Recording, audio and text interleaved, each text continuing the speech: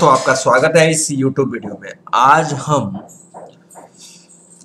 उन स्टॉकों के बारे में बात करेंगे जो कि मैंने 26 जनवरी रिपब्लिक डे के दिन बजट के लिए एनालिसिस किया था कि बजट तक अच्छा खासा मूव करेंगे।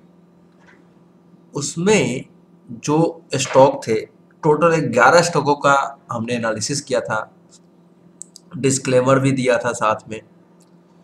और उन स्टॉकों ने 27 को मार्केट नीचे खुला और निचले लेवल पे हमें बाइंग अपॉर्चुनिटी मिला और फिर वहां से एक अच्छा खासा राइज देखा गया। तो उन स्टॉकों का क्या 2 दिनों में 27 एंड 28 किस तरीके से प्री बजट रैली, जिसको हम बोल सकते हैं, कैश के स्टॉकों में जोरदार तेजी देखी जा रही है।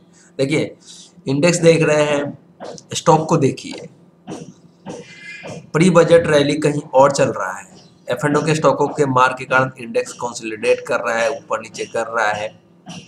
उसका व्यू जानने के लिए आपको मेंबर जोन से जोड़ना पड़ेगा। यहाँ पे हम कैश के स्टॉकों के लिए बात कर रहे हैं और 11 स्टॉकों में जिन लोगों ने पोजीशन बनाया उन्होंने जोरदार पैसा 2 ही दिन में कमाया। किसी में 15-15, 10-10% की रैली हुई, किसी में फ्लैट है तो उसमें भी अच्छा खासा तेजी आ सकता है। तो हम इस वीडियो के माध्यम से उन 11 स्टॉक में कितना एवरेज प्रॉफिट हुआ है, स्टॉक स्पेसिफिक कैसे चला है, उसकी हम बात करेंगे। तो सबसे पहले हम जीआईसी हाउसिंग फाइनेंस 25 की क्लोजिंग 147 का था और ये हमें 145 के आसपास का लो लगाया। 27 को आपने 147 पे भी लिया होगा, तो एक अच्छा खासा 20 रुपए का रनवे मिला। 20 रुपए का ऑलमोस्ट 15% का रिटर्न मिला आपको जीआईसी हाउसिंग फाइनेंस। सेकेंड जो स्टॉक था, सबसे पहले जो हमने बोला था, बोदाल केमिकल में क्या हुआ? बोदाल केमिकल का जो 25 का प्राइस था 109 रुपए का, और ये हमें 107, 8, 9 रुपए पे भी लिया होगा। तो ये सब ऊपर गया और फिर ये 115 रुपए का हाई लगाया, करीब लगभग 5% का राइज हुआ और फिर ऊपरी लेवल से मार्केट के गिरने के कारण आपको प्रॉफिट मिला। तो ये देखिए, 1 घंटे के चार्ट पे इसने रिवर्सल दे दिया। देखिए, गैप अप खुला और अच्छा खासा 115-16 रुपए के आसपास का एक रेजिस्टेंस भी शेयर किया था मैंने। पार्सली प्रॉफिट अगर किसी ने बुक किया होगा, होल्ड भी किया होगा, तो फिर एवरेज प्राइस पे है। तो हमने ओवरऑल एवरेज प्रॉफिट मैं यहाँ पे शेयर करूंगा, प्रॉफिट लॉस मिला करके एवरेज प्रॉफिट इन 11 स्टॉक में कैसे हुआ है। फिर भी जहाँ से एनालिसिस किया था 5% का रनवे एक दिन में मिलना साधारण बात नहीं है। किसी में 15%, किसी में 12%, किसी में 5%, और उसके बाद प्रॉफिट बुकिंग होना स्वाभाविक है। तो ये जीआईसी हाउसिंग हो गया, हमारा बोदाल केमिकल, 2 स्टॉक आपने देख लिया। नेक्स्ट स्टॉक इंडियन बैंक में क्या हुआ देखिए। इंडियन बैंक 25 का प्राइस था 135 और जिन लोगों ने 133 का लो भी लगाया, मीन्स 135 का मौका भी मिला, और उसके बाद इस स्टॉक ने 151 का लगभग 12% का, 10% का, 13% का रिटर्न मिला इसमें। तो ये अच्छा खासा मूव किया इंडियन बैंक। तीनों स्टॉक अच्छा परफॉर्म किया है। नेक्स्ट स्टॉक था PFC, power finance corporation limited. 118 के आसपास का था, मौका मिला एंट्री करने का। 170 रुपए का लो लगाया, उसके बाद 122 रुपए गया, 4 रुपए, मीन्स की 3% का राइज हुआ। फ्लैट क्लोजिंग है। अगर प्रॉफिट नहीं भी बुक किया है, 1 रुपए का प्रॉफिट फिर भी मिल रहा है।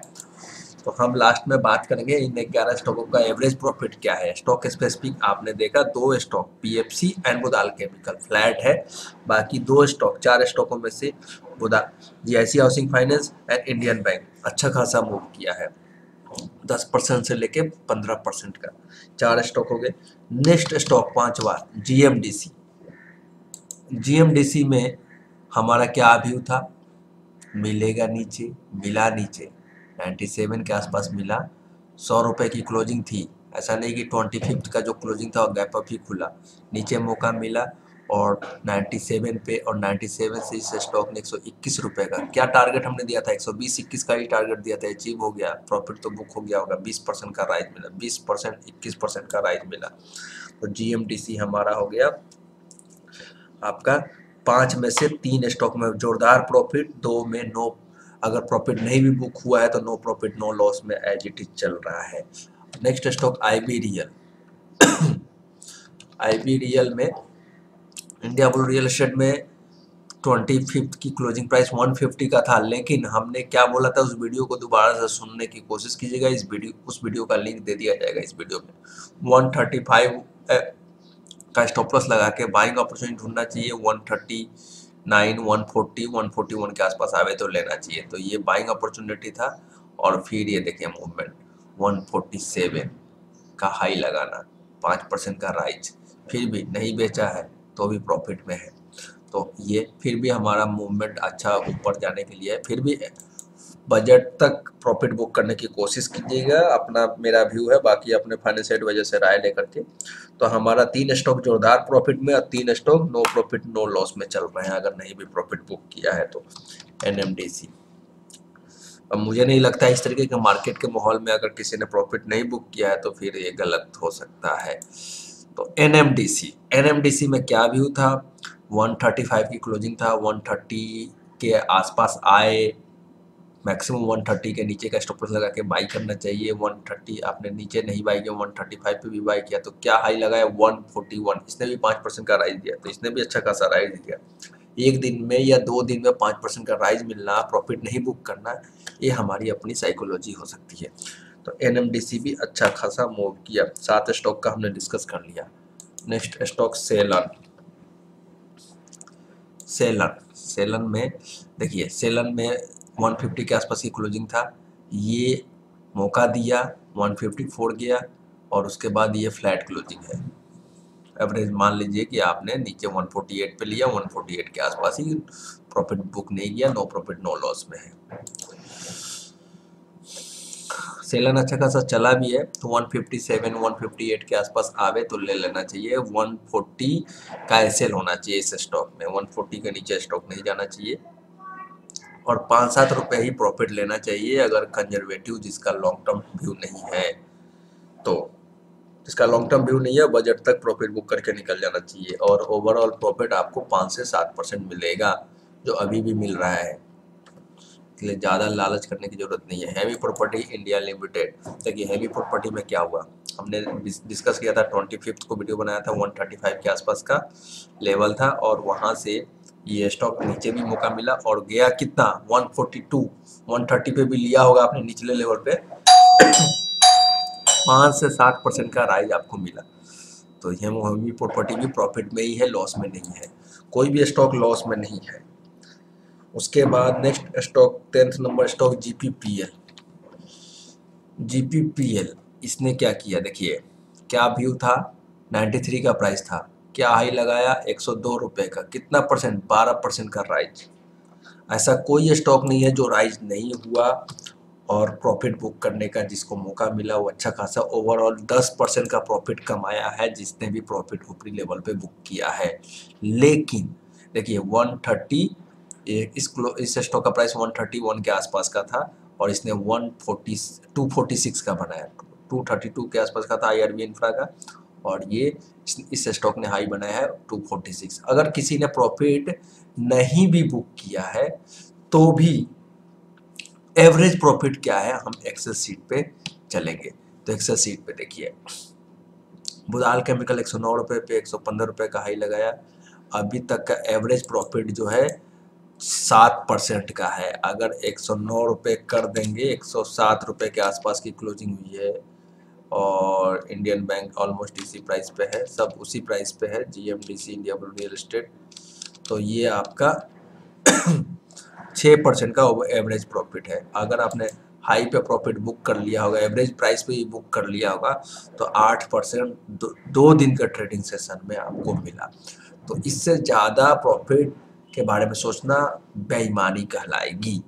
तो अगर आपको देखिए, कैश के स्टॉक ऐसा नहीं कि बजट के लिए चल रहे हैं, स्टॉक स्पेसिफिक अगर आप बॉटम पकड़ के ट्रेड करेंगे तो महीने का 10% का प्रॉफिट कहीं नहीं गया है, 10% का प्रॉफिट कहीं नहीं गया। और उस 10% के प्रॉफिट से आप जो प्रॉफिट होता है उसको रिस्क लीजिए ऑप्शन में, ना कि अपना कैपिटल लगाइए। तो ये अपना व्यू है।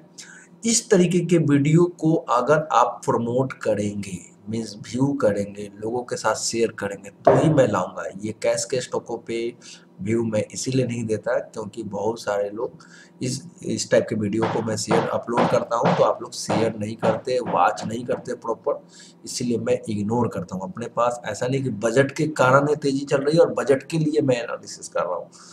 स्टॉक का टॉप और बॉटम बनता रहता है और उसमें खरीद बेच चलता रहता है। बजट कभी